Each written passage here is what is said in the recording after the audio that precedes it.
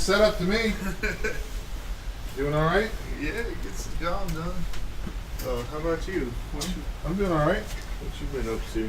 I know we had 2 hurricanes, but the owner here is so stinking nice. I don't know. You're waiting for the catch. I mean, yes and no. I had a chat with him one time before I had this all set up. I was just processing books and he was sitting over here talking about the people that got working in the office right now are the nicest people you'll ever meet. Right. And I was like, man, this guy hit the lottery. So tell me your system here. Okay, so that's procurement. I'm glad you asked. That's it in general. So but where do you get these? Where do you get the books? Good question. So I stumbled across a supplier months ago. We were Dominic, the young kid that was, shadowing me for a little while. Yeah. Him and I were discussing getting books in bulk and benefit, cost to benefit ratio, and we were doing Googling. Well, first I found one in Mississippi that I use. I've ordered 2 from them, and those are all new and like new because they're shelf pulls or remainders. So if you ever go in Dollar Tree, you'll see like a marker mark across the bottom, and that's what a shelf pull is. Well, human error, every single one of them doesn't get marked, so 50% of the books in there are actually brand new, which was phenomenal. And then some of them the are. The only difference is it doesn't have the mark.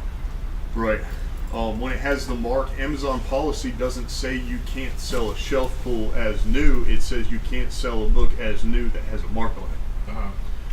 So I did research to see if I could get rid of them. You can, but if you're not excellent at it, it leaves like a brush mark on it. Oh, you mean remove the mark? Yeah. And so instead of doing all that, I just did new and like new. Those are 4 times as expensive as this one, but I broke even gross in about a week when I hit the warehouse, so it's worth it. These come from Greensboro. I cheat. My dad is my freight company. Okay. So he can pick this up and bring it to you? And his yard is in Kernersville, so this supplier is in Greensboro. This guy actually sells books on Amazon. And there's so many people, and people have asked me, does he go through them first? At face value, I would tell you yes, because that was my understanding when I talked to him. But one of the reasons I've stuck with this guy is, number one, after going through this stuff, I would find brand new books in here on triple-digit BSR. That makes me believe that no, It doesn't go through. he must be getting such a large supply. And every single time I've asked him for anything, so the one he had advertised was on mass markets on like Craigslist or something. I call him up, or I email him, email back and forth, call him, talk to him. I was like, well, you're in Greensboro, I'll just come by. I went up there and looked. In my head, when I first started talking to him, I'm like, I'm not buying a Gaylord of mass markets. Right. These things, if you get them at a low enough cost, like 5 or 10 cents each, you can net a profit of maybe maximum $1, maybe. And that's where I'm like, nah, I don't want to do that. But I kept talking to him and stuff, so we finally come down to it. I'm like, hey, I'm ready to place an order. I coordinated with Dad, and the hurricane happened, and I said, let me get one, but no mass markets. He was like, okay. And every week since then, I've added something to it. No issue. So this one is no mass markets and all barcodes. Meaning it's got something to scan on the back. Yeah. So obviously you're gonna have 1s and 2s, and sometimes I get stuff like this. Not this exact one, but I got 4 there. I scanned them, and they're not the greatest, like 11 million BSR. Once in a while, teachers' editions, you gotta pay attention to stuff like that, whether or not you can sell it, whether or not it matches the actual listing and whatnot. So on Amazon, there's new, like new, and then where does it go from there? Very good, good, and acceptable. So there's 5. Generally speaking, I will not sell acceptable books. So what would this be? So for new, it's pretty obvious. Like new would be like, like new would be like just the mark, and then very good would be anything similar to this. So I would put this as very good. It may have folds on the pages. Folds and writing, or a significant amount of writing, makes it good. And then acceptable is like it's still functional. In order to sell a book, it can't have any like torn pages, missing pages, writing that's illegible. So these two are the first two that I'm actually selling acceptable, and that's because I looked at them and they're pretty good. They are both missing the dust jackets, so I automatically have to sell them as acceptable. So this would be what you would look up online? Yeah, and what's great about it is that whole shipment on that table I had to do by ISBN. And I don't like doing that, which is why I asked for all barcodes. But all I do, So even though this has got a barcode? yeah, I just because what happens sometimes when you scan it, it doesn't find the right one or something. Oh, okay. So I just punch the ISBN in my software here, and it brings it up. So this guy sells you a Gaylord full with the specifications of what you want in it. And so how does he get the books in there? Does he sort through them? I really couldn't tell you, because the impression I got when I talked to him was that he's got to be getting these at least half of what I'm paying for, if not less. And the impression I got was that he sorts through his books, and then I would get kind of whatever's left. But I've been finding books in here that So it seems like pretty decent. a day's worth of effort to take these out, put them on the table, look at them, and then the ones you want go over here, the other ones go in this next Gaylord, and then they sell them to you. That seems like a lot of work. For him, I know he has at least 2 employees. Okay. He's got a warehouse. If you look him up, so he's very similar to Book Planet, Dog-Eared Books. Basically, they have a storefront. They have a storefront where they sell books, but then in the back, their warehouse is primarily like Dog-Eared Books is only open on weekends, and Book Planet is only open once a month, which was yesterday and Friday. So he goes through the stuff that he wants to sell, and he puts them in the front, and the stuff that he doesn't puts them in another Gaylord.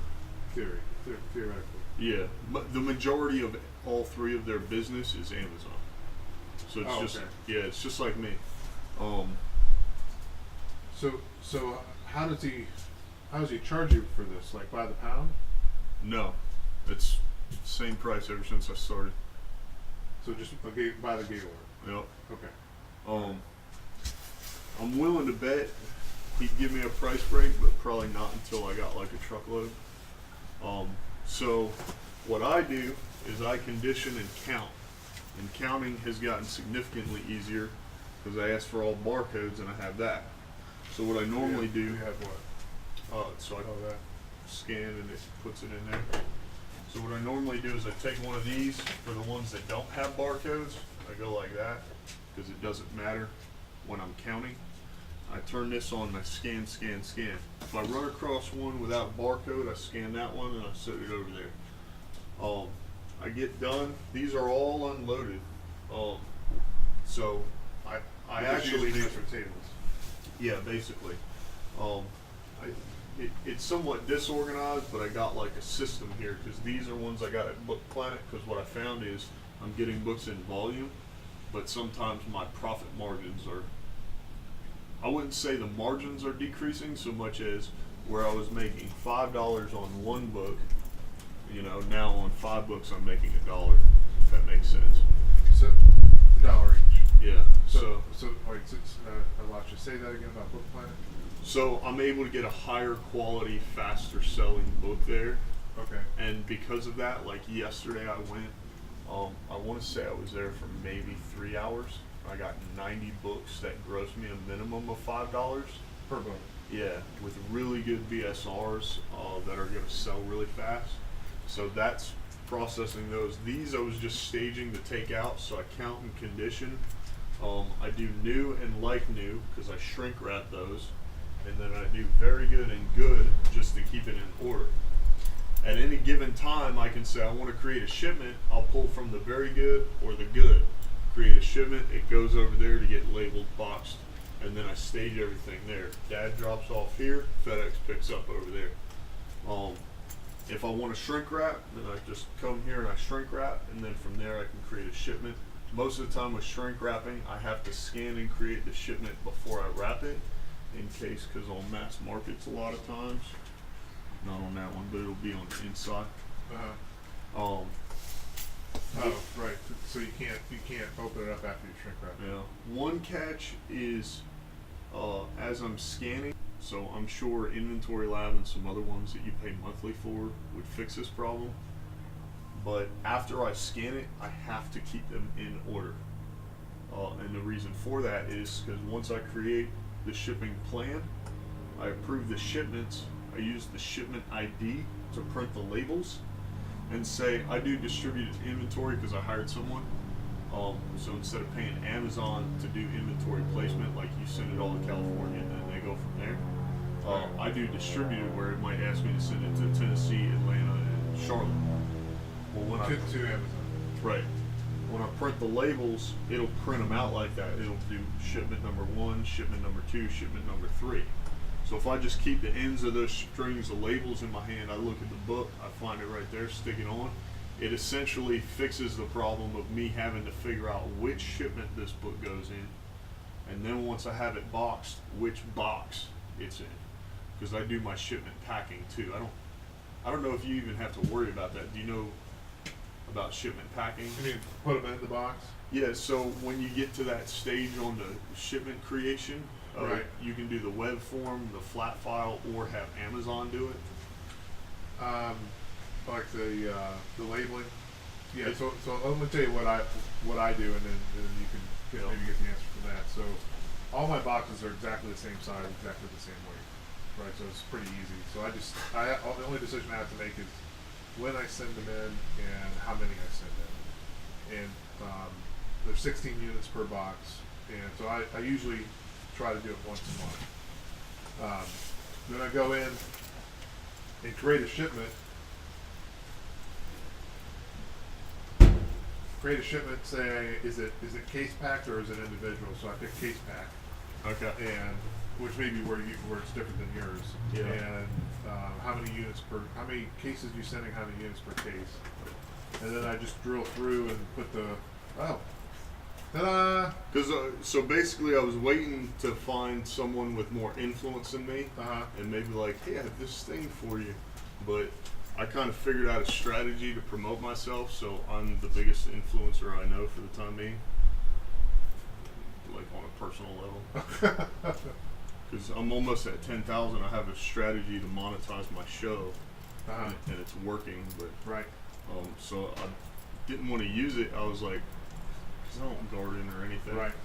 But I was like, this is really neat, and this is a perfect example of like a solid product. Right.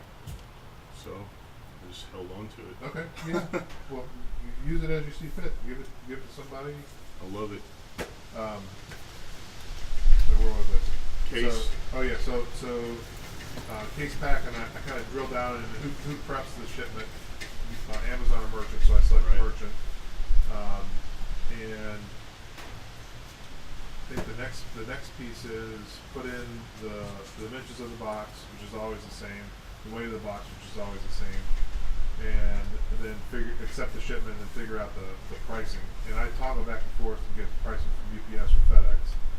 And for the last 3 shipments, FedEx has always been cheaper. Let me ask you a question about that then.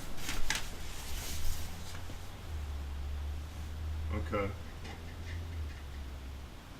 So I actually have 2 questions. The first one is, you say you toggle back and forth. So are you able to do the whole workflow and then just click a bubble and click a bubble?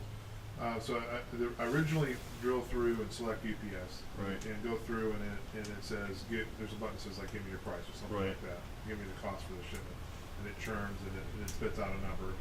So I take that number, write it down, and divide it by the number of sets. Okay, it's 40 cents a set to send it in. Okay. Then I go back up and I say, okay, let's see what FedEx has. And I click a few buttons and hit the price, and it's 33 cents. It's like $20 cheaper for the shipment, so it ends up being like 33 cents, 30 cents for FedEx. So I select that, and drill through, and it says print your labels, and it pops the PDF up. Well, I don't print them. I save that file off with Right. for my warehousing folks, and I send that file. It's got like an order number and stuff in it to them, and then they pick the stuff off the shelf and send it in for me. So it takes maybe 10 minutes to do it. And most of the effort is remembering my in quote system of how I want to do it. So that was my second question, is because I know your stuff. So where you send those labels for them to ship it is to your prep center, basically. Yeah, Your I think they do some. receiving center or whatever. It's a freight forwarder warehouse. Yeah. And so they do two things for me. They coordinate the overseas shipment from the manufacturer, and then they three things. They coordinate the shipment. They bring it into their facility. So that's thing one. They store it long term for me in the steel. That's thing two. And then they take the boxes when I say to send them into Amazon, and then they slap the label on them that I provide. They pull them off the shelf, slap the label on it, send it into Amazon, and by FedEx. Just recently, UPS before. That's pretty cool. So that's a huge difference. And I don't know if you heard me talking about it, but I want to start a prep center because I don't like doing this. And so that's kind of what I'm working on. It's definitely a process where my plan was to take a year and plan it, strategize, write the business plan, seek out funding, and then turn the key and boom, it's operating. I've talked to several people who are basically like start now, and that's why this is written here, because I'm talking to Dad. There's a couple hurdles I have to overcome, but basically if I get the equipment, which doesn't cost a whole, I did the numbers the other day. If I calculated right and didn't miss anything, it might cost me $200 to get him everything he needs. Dad can take a bunch of these down there, drop them off. And then the number one stipulation is if I schedule a weekly shipment instead of calling FedEx every week, Right. then he has to have 7 boxes ready. Otherwise, my cost doubles for them to pick up. For example, if they showed up and there's 0 boxes, I pay $27. For them to show up with more than 7 boxes, it's $13.50. Right. Now the downside is if they're picking up here and there, I think I have to pay twice. So it would be $27 for 2 separate locations. But that immediately, it may not double my production the first week because he's got to get into the swing of things, but there's potential there for it to double. And even if I'm doing right around 1,000 books a week, 7 days a week. I'm always here working my ass off. Last week it may have been more than that because I had so many boxes over there. So you're sending in 7,000 books a week. 1,000. 1,000 books a week. Yeah. Okay. And to be honest with you, like right now, I haven't been doing it that long. The only returns I've had, no, it's not those. I don't remember what I did with them. This one right here? No. But I only had like a handful, and I evaluated each one, and it was the removal orders were customer returns, and people are weird too. Like some of them, I conditioned the book wrong because I was still learning, so it's forever ago, and it's like I sold it new, but you open it up and there was like a line in it or something. But some of them, I looked at the book, it's in pristine, brand new condition, and under reason for return, they put nothing, NA, or not as described or something. Right. And I'm like, what? So I literally just reprocessed it, threw it in a shipment, and sent it back in. So is your inventory ramping up, or are you able to? Is there's a good percentage of what you send in gets sold, so you're not going to end up with 50,000 books there at the end. So that was my concern. I had my default price at $15, and I'm doing research right now. I might be upping that because I don't know if you're familiar with this, but if I send this book in and I'm the only FBA seller, I'm eligible for Prime and buy box, and there's nobody else that meets all that criteria. Right. Whatever price I have set, even if I automate it, is the price. Right.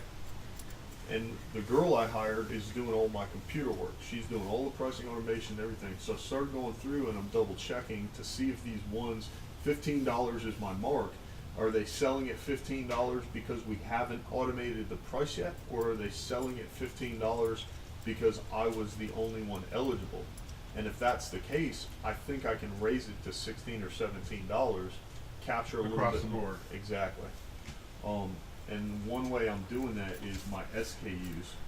So when I come into my inventory, I use, this is sorted wrong. Let's go here, active and Amazon, or better yet, orders. So my SKUs is formatted, and it's going to change a little bit, but see how you can see my supplier in it. Dollar Tree, Book Planet, Oh, so you've got, Wood Sales Company. do the customers see that? No, That's just for you. right. Cash money,